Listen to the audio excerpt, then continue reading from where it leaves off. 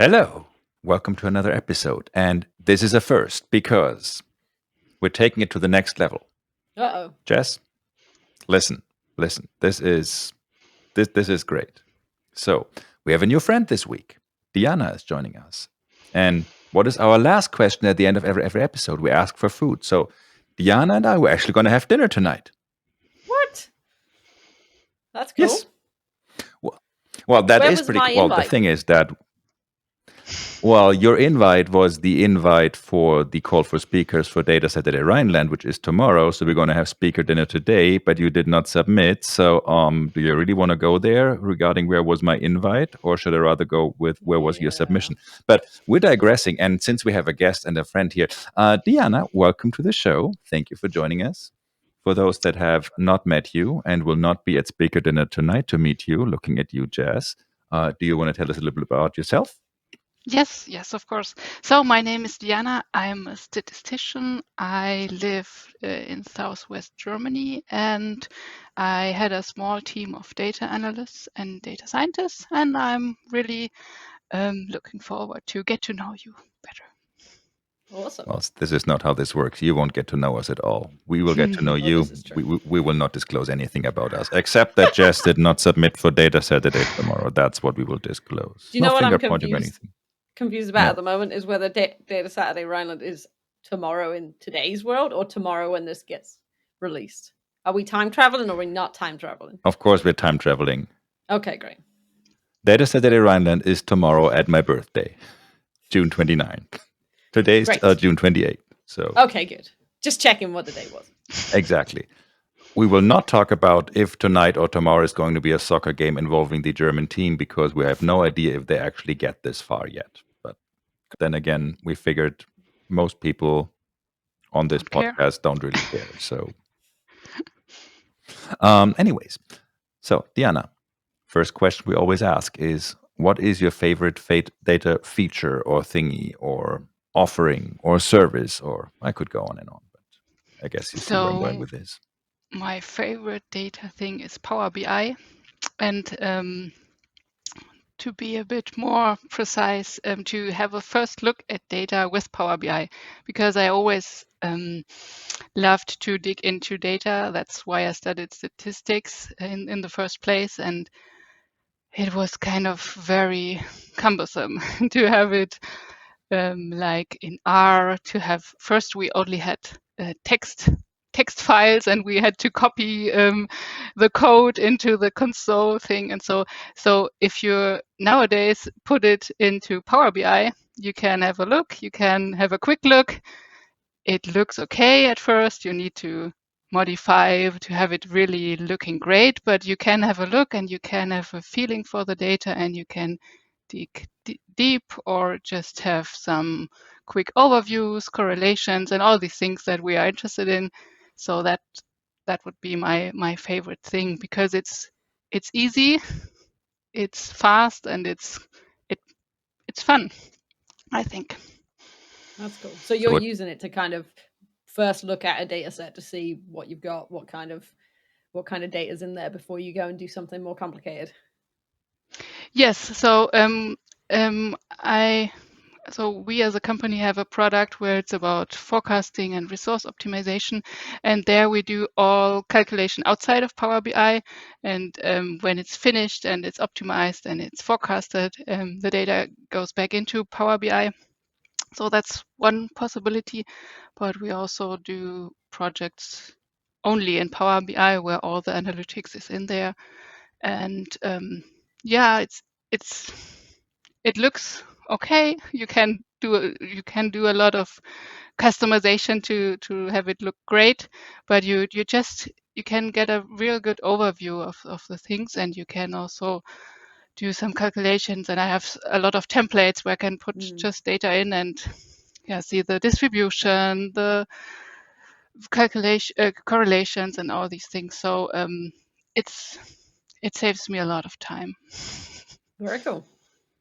I think what I'm hearing is that a picture tells more than 1,000 gigabytes of a text file. Yes. It's very but I also do like tables.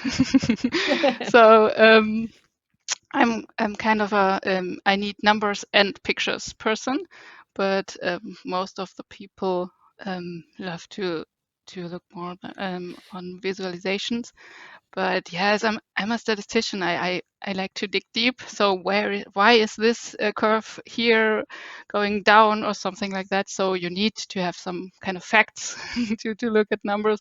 But yeah, it kind of it can give you both. So you can aggregate it, and you have really fast calculations, and yeah, it's easy to to to look at and analyze things quickly. So the quick and dirty part, it's really quick and dirty, but it's also you can make it shine and then give it to the customer. And if you have customers that are not so tech savvy, they will understand it. So it's looking nice, and they can click on something. And the dashboarding thing really helped me to transport all my analysis results. So because before I always had numbers and tables and so on, and when you have a dashboard, people trust it more because they can really slice it and dice it and say, okay, on Wednesdays the demand is always like that. So I know that that's my gut feeling, and they get to trust the forecast, for example, more when they can really play with the data and see, oh, that's what the input is, that's what the output is, and between is a black box. That's okay, but they trust it more when they really can play with it. Interesting. I think the question is also always on of how much data I'm more of a pure text / table kind of guy. However, that has obviously its limits, because if you get to the point where you just can't scan the data with the eye anymore, in a reason. I was in today from recording date yesterday watching one of the build keynotes where they were talking about the new real-time analytics in Fabric, and how they were building a model where some sensors in their car were sending 7,000 data points 100 times per second, which is I was doing the math in my head. It's yes, it's a lot of A data. lot. big Lot. data. I'm like, Yeah, even if you're just exactly. looking at one of those rows, that would be 7,000 columns. So probably not ideal to just scan through anomalies and all that. Do that 100 times per second. It gets harder. Look at something like a minute a day or even more. Well, there's more data than my eye can. Not happening. Interesting. Probably not. Probably not. Very cool. Yeah. So my company is named Big Data Analysis. So it was founded 2014, and with the idea, all data will be big data. But yeah, to be honest, it's not so big data that we usually have. So the name is still there, but we're kind of having not so big data, and it fits very well into Power BI and all these things. So I haven't really got into Fabric yet, just some sufficient overviews. But my customers are typically smaller, and they really don't afford premium capacities or something like that. So I have an eye on that, and I really love it that it's a kind of a platform for AI and so on. But I have not so many real experience with that. So yeah. Then again, I also have to say, not as big data as we thought is not as catchy as a company name as just big data. So, yes, so it's just BDA. So you can imagine whatever you want, and we can do the nice joke BDA team. So we are the A team. So for the older people, maybe. I feel seen. Yes. And now nice. The A-Team trailer is playing in my head. But perfect. Well, while that plays in your head, I say we move on to the favorite non-data thingy. Do you want to share with us what that is? It fits perfectly. So I like to sing, but not alone. So I like to sing in choirs. So I've been singing my whole life in different ones, like classic, jazz, pop, church even. So it's a nice feeling to have like 50 people around you, and the harmony is flowing, and I really like that. And it's completely different from anything with numbers or math. So that's my favorite non-data thing, except for my family, of course. But Of Very course. cool. Yeah, that I can few. also Same. sing with them. So I create no, they don't sing. So I could create a small choir, but Well, see, you don't have to, because we're just about to launch the Finding Data Friends yes. big band / choir / theater group / So I will be in the background, like doing the background vocals with 2 or 3 Perfect. or 5 or 10 other people. Yeah, I don't remember how many singers we had. I think it was only 2 or 3 so far. So we can't have you in the background, because with only 2 or 3, all of you need to be like at your best in the foreground. But Okay. we'll get there over time. I mean, this is just episode I was 70-ish. once So at a conference where they had a conference choir, but I had no time.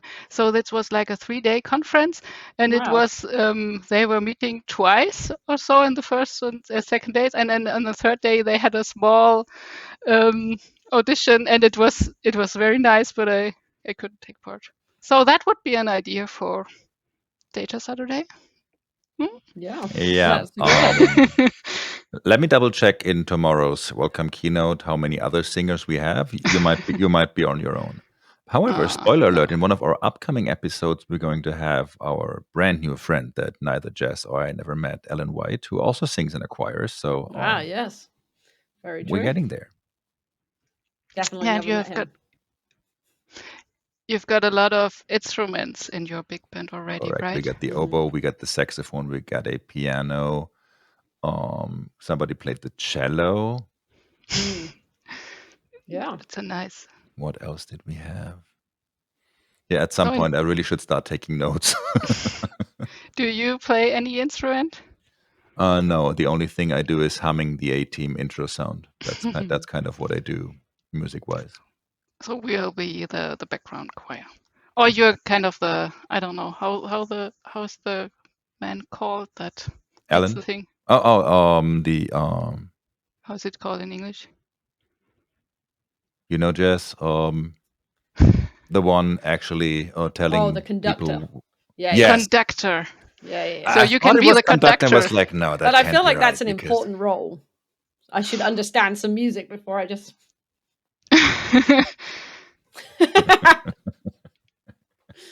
I think there's a popular sketch with Happy Cackling or so, where he does this, and some of the people in the orchestra are kind of knowing it, and some don't, and it's really funny. Except if you're not one of those that know. Yeah, All that's right. that's how it goes. Exactly. So since we're having dinner tonight anyway, you have any idea what you're having for dinner? Because as you know, our last question is, well, for that it would really help you to know what's actually on the menu, but that's really minor details that we can focus on at this point. As you know, we kidnap our guests on this show, but on a very voluntary basis. And since you're also being put in charge of feeding us, the question is, what's for dinner? What's your favorite food? So I can make a really good lasagna. Ooh. So I think that's something everybody can settle on when they are eating meat. But you can do it. You can do it without. But I can really make a good lasagna because my children love it, and it's kind of every week they say, "Oh, let's have lasagna." So I perfect it. So not Also, so I was it going to say, needs so some lots of time, but I practice went really into that. So optimized it. So let's eat lasagna tonight. I love a lasagna. I mean, Great choice. you could still come over, Jess. You got a couple hours left. Okay, I'll see what I can do. I mean, it's like 9:45 here now, so 8:45 where you are. Dinner isn't Time until travel. 6, We'll so be that there in gives you no like time. a little more than Okay. 9 hours. Great. Maybe That's I'll all see I'm you saying. there. Most excellent. I think with that is perfect. So I see both of you tonight at dinner. Very Great. much looking forward to that. Diana, thank you so much for joining us on today's episode and sharing a little bit more about you. Looking forward to tonight and also to tomorrow's Data Saturday, where Diana will actually be presenting a session, which will, surprise, also involve Power BI, given that that's her favorite data thing. It's not a surprise. I was hoping it was going to involve lasagna and singing. Maybe I can. I mean, the thing is, it is about visualizing results from machine learning in Power BI, and given all the practice and therefore all the learning and potential data points that went into Diana perfecting her lasagna. So I'm a statistician. I always ask questionnaires. So that's so after 5 years you have to fill out, and then we have another data point to visualize. No, I have no idea what tomorrow's data set will look like, but I think lasagna is just perfect for that. Amazing. And yes, with that, everyone, thanks for watching. Thank you, Diana. Thank you, Jess. And we see you all next week with another friend. Bye. Bye, folks. Bye-bye. Thanks.